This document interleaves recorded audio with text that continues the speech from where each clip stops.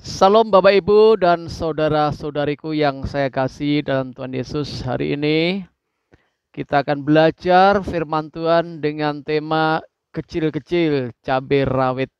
Sebelum kita belajar firman Tuhan, kita akan berdoa. Mari kita berdoa.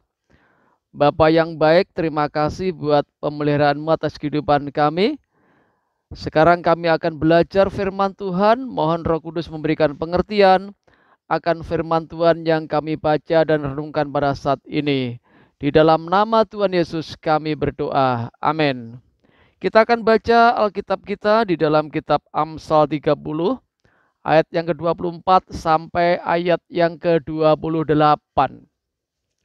Amsal pasal yang ke-30 kita baca ayat 24 sampai ayat 28. Begini bunyi firman Tuhan. Ada 4 binatang yang terkecil di bumi tetapi yang sangat cekatan. Semut, bangsa yang tidak kuat tetapi yang menyediakan makanannya di musim panas. Pelanduk, bangsa yang lemah tetapi yang membuat rumahnya di bukit batu.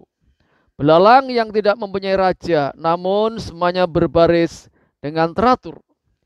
Cicak yang dapat kau tangkap dengan tangan, tetapi yang juga ada di istana-istana raja. Ya, tema khotbah kita hari ini adalah kecil-kecil cabai rawit. Ya, Bapak Ibu Saudaraku, tentu cabai itu tidak asing bagi kita. Cabai adalah salah satu tanaman palawija sebagai bumbu-bumbuan.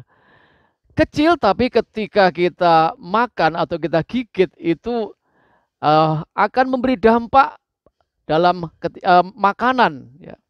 Kita akan merasakan rasa pedasnya walaupun cabai itu kecil. Ya. Artinya apa? Kita belajar bahwa sesuatu yang kecil tidak berarti tidak ada nilainya. Sesuatu yang kecil itu bisa memberikan pengaruh dampak yang besar. Alkitab mencatat ada nama-nama binatang yang kecil, tapi punya pengaruh yang besar. Nah, hari ini kita akan belajar yang dijelaskan, yang diajarkan Alkitab tentang binatang-binatang yang kecil. Ya. Dari ayat-ayat ini kita akan belajar beberapa prinsip ya, supaya apa? Kita memiliki kehidupan yang benar. Yang pertama kita belajar dari semut, dijelaskan dalam ayat yang ke-25. Semut bangsa yang tidak kuat tetapi yang menyediakan makanannya di musim panas. Kita belajar apa dari semut?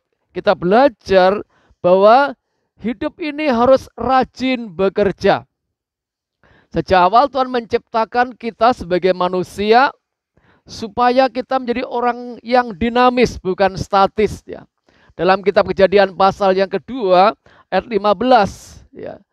Tuhan ciptakan Adam dan Hawa, ditempatkan di Taman Firdaus atau Taman Eden, supaya mengusahakan dan memelihara taman. Artinya apa? Bekerja. Mari Bapak Ibu Saudaraku yang saya kasih dan Tuhan Yesus ya. Ketika kita memperhatikan semut, perhatikan baik-baik. Semut selalu mondar-mandir, tidak kenal waktu, terus berjalan. Dan semut punya kerjasama yang baik antar sesama semut. Ya.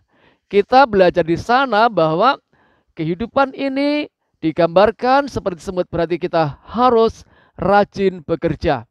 Kenapa? Karena bekerja itu adalah sebuah kehormatan. Apapun pekerjaan saudara, mungkin sebagai pegawai pemerintah, mungkin sebagai wiraswasta, sebagai tukang, atau sebagai perawat, apapun pekerjaan saudara, itu adalah satu kehormatan ketika Anda bekerja.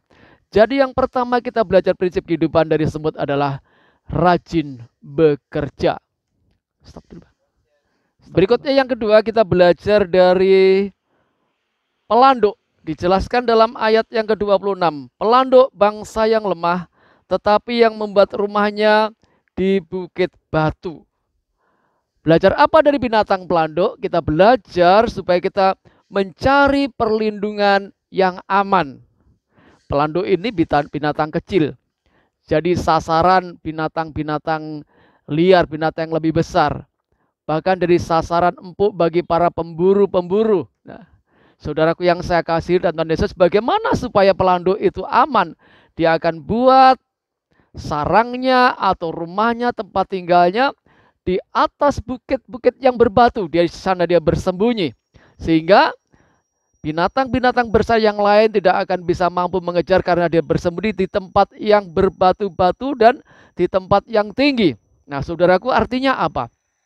Ini pelajaran dalam kehidupan kita.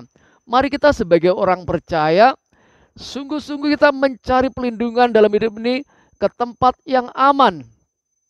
Siapa tempat yang aman? Tempat kita berlindung. Tentunya Allah kita. Yesus adalah pribadi yang punya kuasa atas segala sesuatu. Dia bisa memberikan perlindungan dalam kehidupan kita yang aman. Dia berkata, namanya disebutkan Emmanuel, artinya sampai kapanpun, dimanapun kita berada, dia menyertai kita dan bisa memberikan perlindungan di dalam kehidupan kita. Bapak Ibu Saudaraku, kita terbatas dalam banyak hal.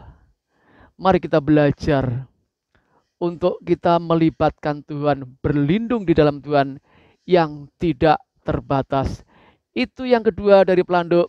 Mari kita belajar mencari pelindungan yang aman, dan Tuhanlah sebagai perlindungan yang aman di dalam kehidupan kita. Yang ketiga, ayat yang ke-27. Belalang yang tidak mempunyai raja, namun semuanya berbaris dengan teratur. Yang ketiga, kita belajar di belalang. Belajar tentang apa dari belalang? Belajar tentang kedisiplinan hidup.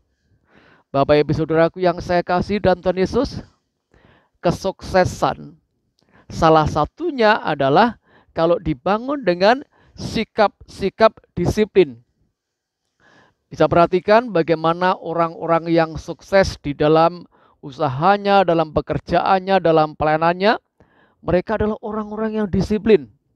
Kalau kita melihat bagaimana bangsa yang besar, bangsa yang berkembang, salah satunya karena masyarakatnya punya disiplin di dalam kehidupannya. Mari kita belajar dari belalang. Belalang tidak ada raja, tapi mereka bisa berbaris secara teratur. Tidak ada pemimpinnya. Kedisiplinan, Bapak Ibu Saudaraku, itu bukan dimulai dari orang lain, tapi kedisiplinan itu dimulai dari kita secara pribadi. Ketika kita belajar disiplin, maka itu akan memberikan dampak bukan saja bagi diri kita, tapi juga bagi orang lain, Bapak Ibu Saudaraku ya. Itu yang ketiga, belalang. Belajar tentang kedisiplinan di dalam hidup. Mari kita belajar disiplin terhadap waktu, disiplin terhadap apa yang kita sudah janjikan dengan orang-orang di sekitar kita. Kita belajar prinsip yang keempat, yaitu belajar dari binatang cicak. Perhatikan di dalam ayat yang ke-28. Cicak yang dapat kau tangkap dengan tangan, tetapi yang juga ada di istana-istana raja. Dari cicak yang kecil kita belajar apa? Supaya kita merindukan hal-hal yang tertinggi di dalam hidup ini. Ini bicara soal kualitas kehidupan. Mari Bapak Ibu Saudaraku, dalam hidup ini kita belajar mengejar sebuah kehidupan yang punya nilai atau kualitas yang tinggi. Perhatikan cicak. Cicak kita bisa sering lihat di dapur-dapur, di kamar-kamar kita. Bahkan cicak bisa hidup atau bisa dia sering ada di istana-istana raja atau pejabat-pejabat penting. Di rumahnya pasti ada cicak. Artinya apa? Artinya dalam hidup ini mari kita belajar. Kejarlah segala sesuatu yang punya nilai yang tinggi. Mari kita belajar punya mimpi-mimpi yang besar dalam hidup ini. Kadang-kadang kita berkata, saya ini orang kampung, saya ini orang gini-gini saja, mana mungkin saya bisa sukses. Bapak Ibu, belajar dari cicak. Mari kita merindukan hal-hal yang tertinggi dalam hidup ini. Cita-cita kita maupun kehidupan rohani kita. Mari kita membangun sebuah kehidupan rohani yang punya nilai yang tinggi. Jadi hari ini kita belajar dari 4 binatang yang kecil dalam Alkitab. Supaya kita punya kehidupan yang benar, yang jadi berkat. Yang pertama, dari semut kita diajar supaya kita rajin bekerja. Yang kedua, dari pelanduk mari kita belajar berlindunglah kepada Tuhan sebagai tempat perlindungan yang aman. Lalu dan ketiga, dari belalang mari kita belajar milikilah kehidupan yang disiplin. Kunci sukses kita belajar disiplin. Dan yang keempat, dari jejak mari kita belajar mengejar nilai-nilai kehidupan yang tertinggi. Kiranya Tuhan memberkati kita. Amin. Kita berdoa. Bapa, terima kasih buat firman-Mu. Tanamkan firman Tuhan dalam kehidupan kami. Biarlah hidup kami semakin hari semakin berkualitas. Sehingga beri dampak bukan bagi hidup kami saja, tapi bagi orang lain dan menjadi alat kemuliaan nama Tuhan. Dalam nama Yesus kami bersyukur, kami berdoa. Amin. Kiranya Tuhan memberkati kita. Amin.